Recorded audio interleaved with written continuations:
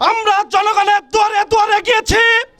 আমরা দেখেছি এদেশের জনগণ, এদেশের নিপীড়িত জনগণ অনেক আগেই সিদ্ধান্ত নিয়েছে তারা যদি কোনোদিন সুযোগ পায় এদেশের তারেক রহমানকে রাষ্ট্র প্রদান করবে।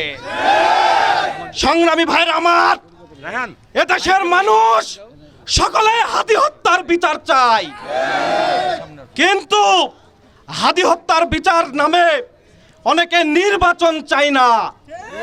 নির্বাচনকে বঞ্চাল করার জন্য এখন পর্যন্ত বাংলাদেশে ষড়যন্ত্র চলছে। কোন ষড়যন্ত্র কাজে দেবে না। নেতার নির্দেশ, প্রয়োজন হলে তাহাজ্জুদের নামাজ পড়ে ভোট কেন্দ্র পাহারা দেব, তবু ভোট আর ডাকাতি হতে দেব না ইনশাআল্লাহ। সংগ্রামী ভাইরা আমার, গত 2 দিন আগেই দেখেছেন আমাদের ঢাকাতে কি একটা ঘটনা ঘটেছে। রাজশাহীর এক পাগল, রাজশাহী বিশ্ববিদ্যালয়ের এজিএস সালাউদ্দিন আম্বার, ওই কুকুরের বাচ্চা ওইও গেছে ঢাকাতে, গণপিটনি খেয়ে এসেছে।